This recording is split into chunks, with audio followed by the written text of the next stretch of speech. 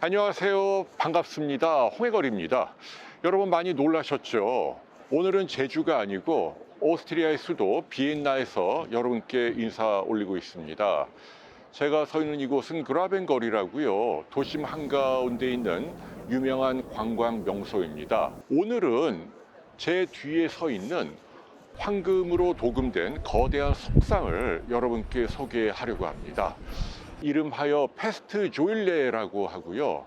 1694년도에 완공된 건축물입니다. 이름에서 짐작하셨겠지만 페스트라고 하는 질병과 관련이 있습니다. 아시다시피 이게 이제 1300년대 중세시대 대유행을 해서 엄청나게 많은 사람들이 숨졌잖아요. 그런데 이게 1600년대 후반에 다시 한번 유행을 합니다. 이곳 빈도 신성 로마 제국의 수도였고요. 많은 인구가 모여 살고 있었는데 엄청나게 큰 규모로 패스트가 도지기 시작한 거죠. 그래서 얼마나 많은 사람들이 숨졌냐면 10만 명이 넘는 비엔나 시민들이 숨졌다는 얘기입니다. 자, 이게 어느 정도냐면요. 비슷한 시기에 이 비엔나에 오스만 제국이 습격을 합니다. 그래갖고 이 성벽 주변을 완전히 포위하고요. 한 달 동안 버티면서 전쟁을 했는데 그때 오스트리아 군의 사망자가 4,500명밖에 안 된다는 얘기죠.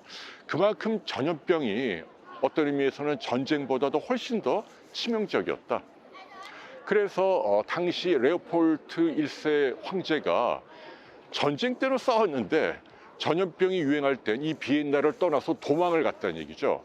그리고 소르베라고 하는 저명한 의사에게 방역을 맡겼습니다. 자, 이분이 굉장히 일을 잘해서 감염자들 잘 조기에 격리하고 그 다음에 물을 비롯한 위생 환경을 개선해서 수년간에 걸친 각고의 노력 끝에 마침내 패스트 유행을 종식시켰다는 거죠. 그게 워낙 기뻐갖고 황제가 이렇게 거대한 석상을 짓게 하고 황금으로 도배하도록 명령을 내렸다는 얘기죠. 여러분, 그만큼 전염병과 인류의 전쟁은 뿌리가 깊고요. 그리고 여러분도 알다시피 그 전쟁은 지금도 끝난 것이 아닙니다. 얼마 전까지만 해도 코로나와 사투를 벌였잖아요. 자, 오늘 제 핵심은요. 이맘때쯤 특히 65세 이상 어르신들이 꼭 해야 할 일 한 가지 여러분께 소개해 드리려고 합니다. 날씨가 쌀쌀한 평일 아침인데도 보시는 것처럼 많은 분들이 오셨죠. 특히 이 야외 카페가 개장을 했고요. 도란도란 모여서 커피도 마시는 모습이 굉장히 평화롭습니다. 자, 지금 우리나라도 날씨가 많이 쌀쌀해졌죠. 이렇게 날씨가 추우면 많은 감염 질환들이 유행을 합니다. 그래서요, 독감 예방 접종을 맞는 것은 이제 사람들에게 상식으로 알려져 있어요. 그런데 문제는 코로나 백신은 아직도 잘 모르는 분들이 많습니다. 심지어는 여러 가지 그 음모론, 아무 효과도 없고 다국적 제약회사가 돈을 벌기 위해서 급조로 만든 거다. 몸에 들어오면 뭐 돌연변이 같은 여러 가지 그 후세의 큰 후유증을 앓을 수 있다. 아니면 뭐 현미경으로 봤더니 괴 생명체가 나왔다. 여러 가지 낭설들이 돌고 있습니다. 여러분, 안타깝습니다. 전혀 사실이 아닙니다. 의학적으로 근거가 없습니다. 여러분, 몇 달 전에 노벨 생리의학상 기억하시죠? 그 업적이 바로 코로나 백신의 기반이 되는 mRNA 백신을 만든 2명의 과학자입니다. 노벨상이라고 하는 것은 처음에 연구를 하고 몇십 년 이상 그 과정이 투명하게 검증이 된 경우에만 수상하는 게 관례인데 이번 경우에는 굉장히 빨리 이례적으로 수상을 했다는 얘기죠. 그것은 그만큼 이게 과학적으로 완벽하게 입증이 됐다는 얘기입니다. 여러분들은 이런 과학의 힘을 믿으셔야 합니다. 그래서 코로나 백신이 효과가 없다, 부작용이 있다, 이런 것들에 휘둘리지 마시기를 여러분께 당부드립니다.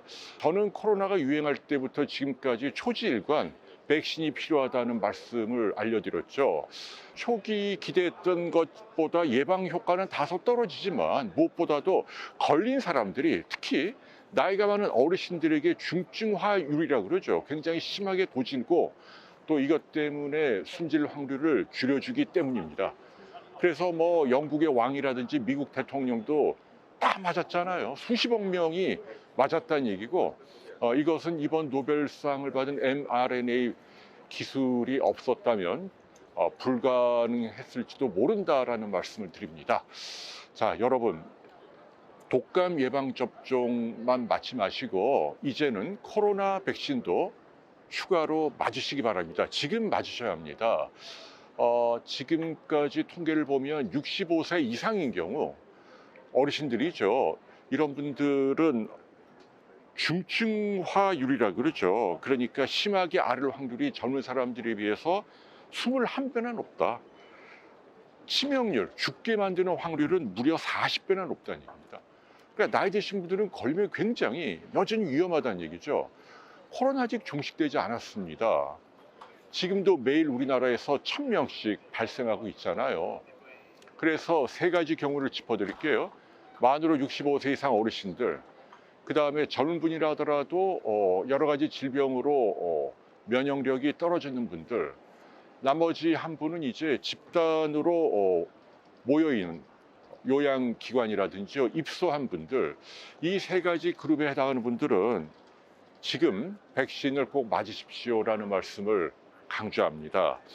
옛날에 백신을 맞았는데 또 맞아야 하느냐? 또 옛날에 한 번 이미 코로나에 걸렸는데 또 맞아야 하느냐? 둘 다 맞아야 합니다. 과거에 걸렸어도 지금은 코로나가 변종이잖아요. 요새 이제 한국에서 유행하는 변종은 XBB 계열의 변이종입니다. 그렇기 때문에 또 걸릴 수 있고, 지금 시판 중인 우리나라의 코로나 백신은 지금 우리나라에서 대부분을 이루고 있는 98.1%니까 뭐 대부분 다 이 XBB 계열의 코로나 바이러스입니다. 여기를 타겟으로 한 백신이거든요. 그렇기 때문에 맞으면 효과가 있다는 얘기입니다. 한 가지 다행한 건 그동안에 또 기술이 많이 발전을 해서 부작용 확률도 많이 줄였다는 얘기죠. 크고 작은 이런저런 부작용이 있긴 했습니다만은 새로 등장한 이 백신은 이런 부작용 발현율도 과거 백신보다 15% 이상 줄였다. 상당히 안전하다. 이런 말씀 여러분께 강조합니다. 역병, 전염병과의 전쟁이 아직 끝나지 않았다는 점, 백신을 반드시 맞아야 한다는 점 여러분께 강조하고요. 독감 백신과 같이 맞는 게 혹시 두 가지가 한꺼번에 들어오니까 위험하지 않을까 두려워하는 분이 있는데 그렇지 않다는 점도 알려드립니다. 연구 결과 두 백신을 같은 날 맞아도 큰 문제가 없다는 게 밝혀졌고, 미국을 비롯한 대부분의 선진국에서도 그러한 접종 기준을 갖고 있다는 말씀 드립니다. 그러니까 기왕이면 지금 이제 보건산업병원에 가셔서요, 독감도 맞고 그리고 코로나 백신도 맞으시면 만에 하나 내가 걸렸을 때 안전하게 지낼 수 있다는 점 여러분께 알려드립니다. 저는 비엔나를 상징하는 성 슈테판 대성당 앞에 와 있습니다. 정말 웅장하네요. 높이가 100m가 넘는다고 하는데요. 이게 무려 900년 전에 지은 건물이라고 합니다.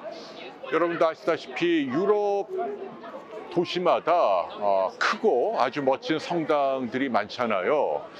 사람들은 당시 거기에 모여서 무엇을 기도했을까요? 아마도 전쟁이라든지 아니면 전염병으로부터 내 나라 또 내 가족을 보호해 주소서라고 빌지 않았을까요? 근데 그 소망은 지금도 마찬가지라고 생각을 합니다. 저도 집사람하고 같이 성당에 가서 저와 제 가족 그리고 우리나라, 나아가서는 이 채널을 아껴주시는 우리 구독자 여러분의 건강과 행복을 위해서 기도하도록 하겠습니다. 날씨가 많이 쌀쌀하니까요, 아무쪼록 건강 잘 챙기시기 바랍니다. 여러분 감사합니다. 안녕히 계십시오.